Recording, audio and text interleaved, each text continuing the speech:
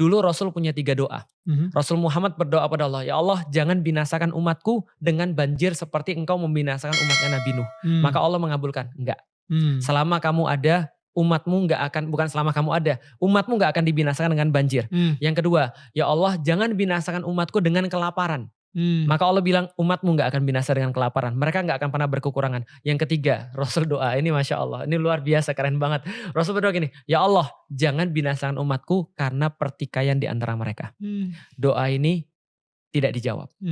Oh my goodness. Tidak dijawab. Artinya adalah orang muslim itu dari ribuan tahun yang lalu sadar dan paham serta tahu satu-satunya yang bisa membuat mereka hancur adalah pertikaian.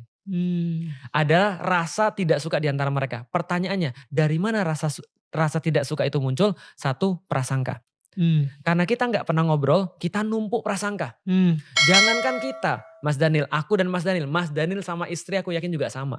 Aku sama istriku juga sama. Ketika aku rasa dia berbuat sesuatu nih dan aku gak ngobrol sama dia, itu numpuk di aku dan numpuk juga di dia. That's good. Yeah. Setan ngasih aku, setan ngasih dia, ngasih aku lagi, ngasih dia. Ketika aku ketemu dia, yang muncul marah. Kenyataannya begitu? Enggak. Kamu tuh ya kalau ngomong yang benar. Aku tuh suamimu, jangan kasar kayak gitu. Dia bilang, aku tuh gak maksud sama sekali. Ternyata kita bilang, dari tadi kita marah-marah apa ya? Ini marah dalam pikiran kita aja. Jadi ada orang marah dalam pikiran dia, membenci orang dalam pikiran dia. Karena referensi yang dia coba untuk cari sendiri, bukan ngobrol dengan orang yang lain. Mas Daniel tahu ketika Mas Daniel ketemu UAS banyak orang yang gak suka. Karena mungkin orang-orang yang gak suka dengan UAS itu lebih banyak orang yang gak suka daripada aku. Khususnya orang-orang Kristen mungkin. Karena pernyataan-pernyataan beliau yang sempat diviralkan dan segala macam. Kadang-kadang aku merasa sedih Mas. Kenapa? Yang viral ini itu mereka bukan orang beragama juga sebenarnya. Karena mereka yang cuma nyari AdSense. Mereka nyari rame dan segala macam. Aku juga sering begitu diviralkan sama orang. Dan beberapa orang aku tanya, kamu ini siapa? Santri aku juga bukan, jamaahku juga bukan. Tiba-tiba ngangkat berita yang seolah-olah pakai judul yang sangat bombastis untuk nyari AdSense. Akhirnya dia minta maaf, tapi tolong dihapus. Kenapa? Karena ini kontraproduktif untuk dakwah. Yang maksudku tuh bukan begini, kenapa kamu potong dan seolah-olah aku bilang begini dan seterusnya. Nah ini adalah ketakutan-ketakutan pertama berasal dari tidak adanya komunikasi. Aku alhamdulillahnya setidaknya aku sudah ada keluarga yang berbeda agama. Sehingga aku gak merasa takut. Sehingga aku gak merasa khawatir. Bapakku juga merasa, Lik kalau seandainya memang Islam tuh yakin bahwa dia benar, kenapa dia harus takut dengan pemurtatan? Betul aku bilang. Aku gak takut dengan pemurtatan aku bilang. Kenapa? Karena aku yakin dengan agamaku sendiri. Nah gitu kan ya, kenapa kita harus takut? Nah udah kita komunikasi aja. Dan sebenarnya kalau kita lihat lagi lebih lanjut, sebenarnya banyak sekali persamaan. Kadang-kadang yang seperti aku bilang tadi, ada orang takut, kamu jangan deket-deket dia, nanti kalau kamu disuruh mandi di rumahnya itu adalah namanya dibaptis. Loh, aku bilang bukannya di dalam Islam juga kita disuruh mandi sebelum syahadat. Sama sebenarnya, konsepnya sama. Orang tuh supaya bersih, karena agama tuh bersih. Maka sebelum dia bersyahadat dia harus mandi dulu. Bedanya dulu gak ada kamar mandi. Gitu kan ya.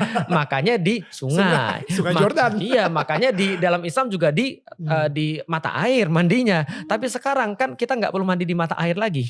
Kan kita tinggal mandi wajib, tinggal di WC kan gitu kan ya. Kenapa kamu harus takut gitu maksudnya. Bahwa saya ketika orang-orang yang bukan muslim ketika dia ngelihat sorban dan dia ngelihat gamis, dia mendadak jadi takut. Lalu aku bilang, lalu pakaian orang-orang di zaman Yesus seperti apa? Aku tanyain. Aku pernah ambil satu bukan penelitian ya, iseng gitu kan ya. Aku tampilin gambar. Lihat ini, gambar siapa? Mereka bilang ini pasti orang muslim. Aku bilang itu Yesus lagi ngajarin sahabat-sahabatnya, tahu nggak? Karena pakaian mereka tuh dari dulu ya begitu. Ya pakaian orang-orang ya Lebanon. Middle East lah. Middle East, pakainya ya begitu. Sama kayak pakaiannya orang-orang Arab. Jadi ketika kita melihat bahwa Maria, Bunda Maria dengan pakaian seperti itu, ya itulah memang pakaian mereka. Ya kenapa harus kita takut satu sama lain? Ya tapi after all, memang takut itu. Ada satu quotes yang sangat bagus, ketakutan adalah hasil daripada ketidaktahuan. Jadi begitu kita ilmunya kurang, maka kita pasti takut. Contoh, orang yang gak punya ilmu, ngelihat ranting bergerak jadi bilang setan. Dia bilang hantu, gitu kan ya. Padahal ranting bergerak. Itu kenapa pintu bisa nutup sendiri?